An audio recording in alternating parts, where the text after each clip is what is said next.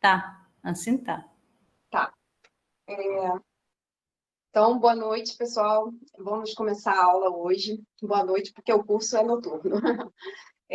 Seguinte, vamos começar a aula agora de contabilidade tributária.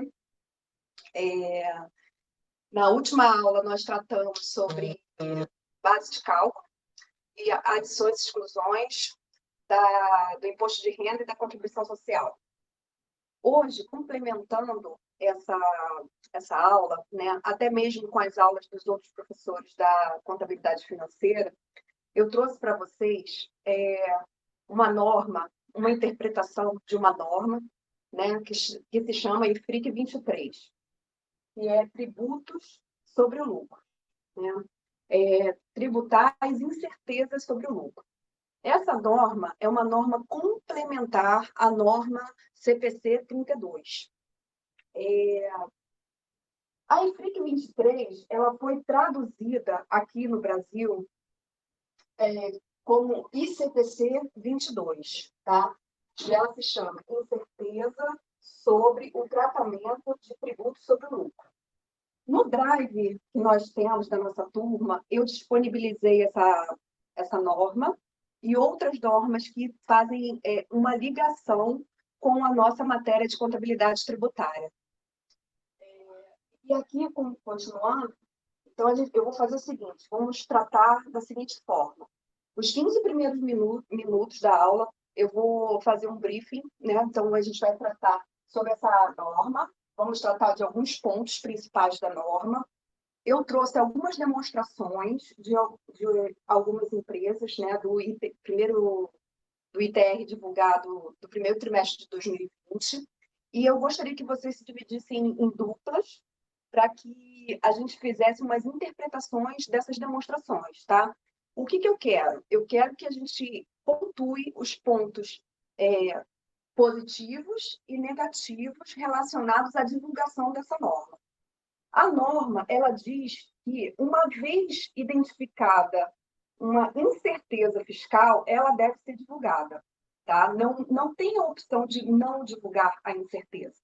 No entanto, aqui no Brasil, a gente tem uma particularidade muito grande em relação a isso, né? Por quê? Porque países mais desenvolvidos, né, no caso, os países da Europa e o próprio Estados Unidos, eles têm uma relação mais estreita, as empresas elas possuem uma relação mais estreita com o fisco, o que não ocorre aqui no Brasil, né?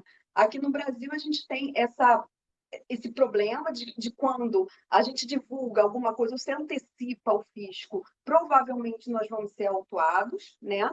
E, e essa exposição ela pode trazer esse tipo de consequência. Além disso, né, a gente pode também ter uma exposição no sentido negativa, no sentido de aumentar também a concorrência, né? Então, a gente precisa analisar esses pontos que eu quero que vocês analisem nas demonstrações. Então, vamos fazer aqui um breve resumo sobre a norma. Fiquem à vontade, caso queiram perguntar qualquer coisa, a qualquer momento. A IFRS, né, ela tem a responsabilidade, né, de convergir as normas, né? Então, isso já foi tratado pelos professores da contabilidade financeira, né? Então, aqui eu só vou fazer, né, um resumo de forma mais voltada para a área tributária.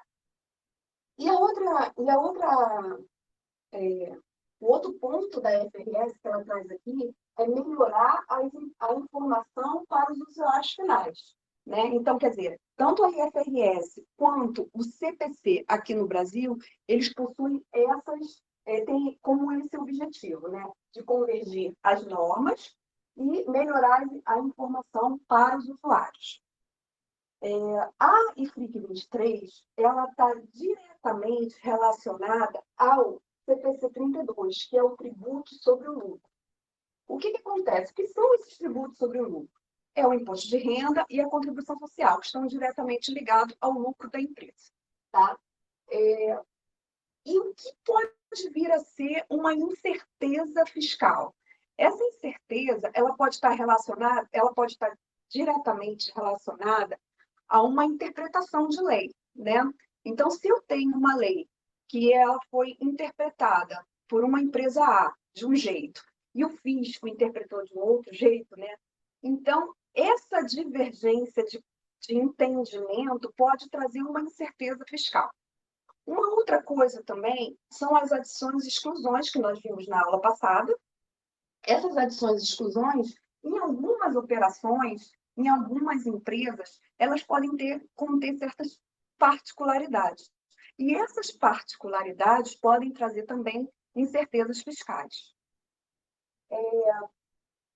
A norma, o CPC 32, define critérios de reconhecimento, mensuração dos tributos sobre o lucro. Mas o que acontece? Ele deixou essa lacuna que veio a ser preenchida agora pelo ICPC 23, né, que é o ICPC 22. Esse I é um I de interpretação. Então, quer dizer, você vai fazer uma interpretação maior e vai preencher essas lacunas que foram deixadas aqui no ICPC 32. Então, ela foi emitida em dezembro de 2018 e passou a vigorar a partir de janeiro de 2019, tá? E ela foi emitida no sentido de complementar o CPC 32, considerando a mensuração e divulgação das incertezas, que foram esses dois exemplos que eu dei agora, que é divergência entre leis, né, de entendimento entre leis, ou então uma adição ou exclusão referente a uma certa operação da empresa. Eu trouxe aqui, até mesmo para contextualizar.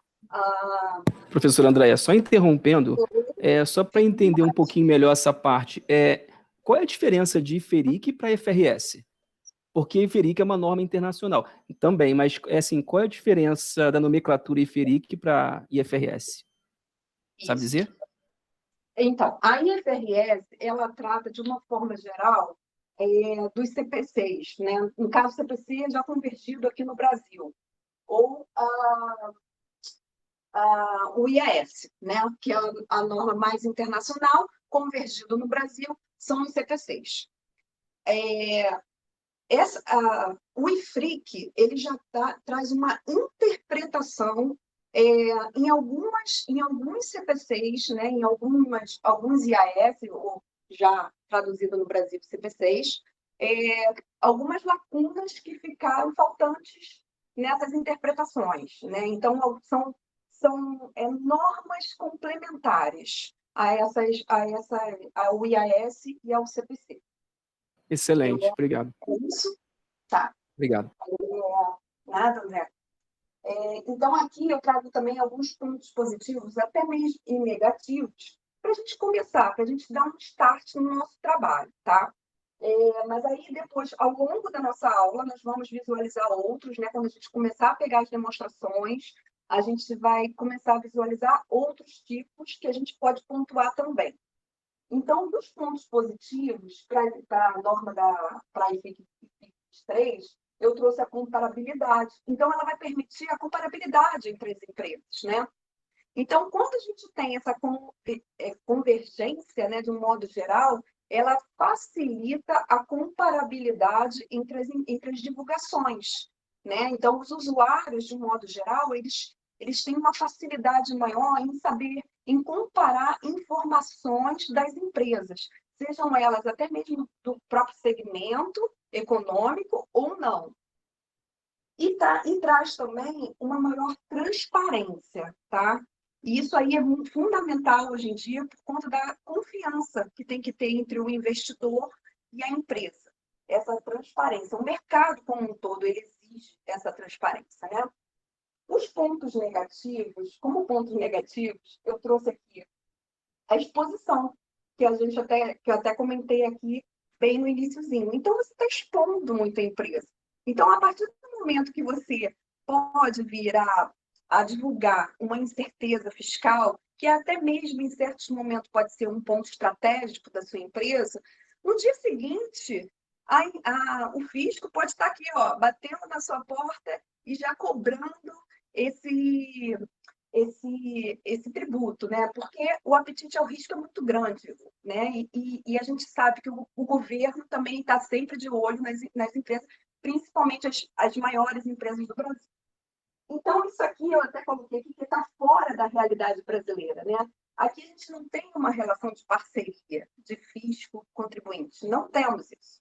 Então, essa questão ela está fora da nossa realidade. Embora a norma ela venha, né, a ser uma convergência, uma tradução de uma norma internacional, a gente tem esse problema de estar fora do nosso cenário econômico, muito diferente. Outra questão também é o seguinte, é o processo tributário. A partir do momento que você não divulgar alguma coisa, e aí você está se omitindo, pode acontecer também de repente, um fiscal vir aqui e te autuar, uma autoridade fiscal vir aqui e te autuar. E essa autuação, ela é custosa, ela é morosa. Então, ela vai levar em torno de 18 anos, mais ou menos, é o que leva do processo administrativo até a judicialização. E isso pode trazer um custo muito grande para a empresa. É um custo que você vai ter que ficar controlando aquilo, vai ter que ficar pagando advogados, de maneira geral, e isso é muito ruim para a empresa, é muito custoso também. Mas o que outra questão também que eu trouxe aqui, que eu acho que é importante pesquisar, é sobre a carga tributária, né?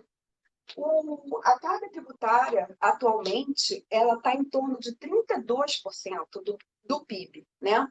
Então, quer dizer, isso daí fortalece até mesmo o pensamento, né, de que a gente tem uma carga tributária muito grande, ou seja, eles estão querendo a todo custo, é um usuário, né, um dos usuários mais importantes das empresas, que é o governo, né, que está ali querendo uma fatia gorda daquele lucro. Então, por isso que a gente precisa visualizar, perceber a aplicação de fato dessa norma aqui no cenário brasileiro, tá? Então, a gente vai dividir em duplas e vamos fazer uma análise das demonstrações que eu trouxe aqui para vocês, das maiores empresas do Brasil. Professora, nós podemos escolher os grupos ou a senhora que vai determinar os grupos? Não, eu quero. Vocês podem escolher os grupos, não tem problema nenhum, tá? Então, assim, os 15 primeiros minutos vai ser mais uma explicação. Vocês podem tirar dúvidas também. Eu vou dar mais 15 minutos para vocês lerem o caso, né? Dar uma olhadinha também nas demonstrações. E aí eu vou passar pelas duplas para a gente poder tirar dúvidas, né? Professora, 15 minutos eu acho que fica um pouco apertada. Acho que a gente pode chorar uns 20 minutinhos. Isso, para a gente ler as demonstrações até juntas, né? E a gente visualizar onde está essa divulgação, onde ela fica na demonstração, né? Adiantando, de um modo geral, já posso até adiantar a vocês que a grande maioria das demonstrações não apresentou aqui nenhum tipo de divulgação do IFRIC 23, né? Então, isso já facilita um pouquinho. Então, isso é um ponto de reflexão também que eu quero trazer aqui para vocês, tá? E depois a gente conclui aqui o nosso trabalho de hoje. É isso. Alguém tem alguma dúvida?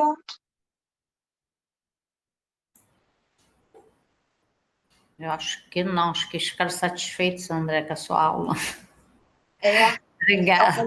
Professora, eu gostaria de pedir desculpa. Eu sei que a senhora não gosta de tributária, acabou de falar. Nada contra, eu só não gosto de trabalhar, só assistir. Quando a senhora falou, eu falei, ai, meu Deus. O melhor amigo hoje, atualmente, é fiscal da Receita, gente. É um dos melhores amigos, parceiro aí. Então, eu particularmente, muito sobre com ele. Eu acho que tributário e custo são, assim, áreas de desafio, assim, eu acho muito difícil na área contábil, para mim, né? Eu prefiro custos do que... Sério, professor? Inclusive, já dei aula de custos eu gosto. Então tá, gente, eu estou à disposição, qualquer coisa, tá? Podem perguntar, fiquem à vontade, tá bom? E vamos trabalhar aí nas demonstrações. Um abraço a todos. Quem será o próximo?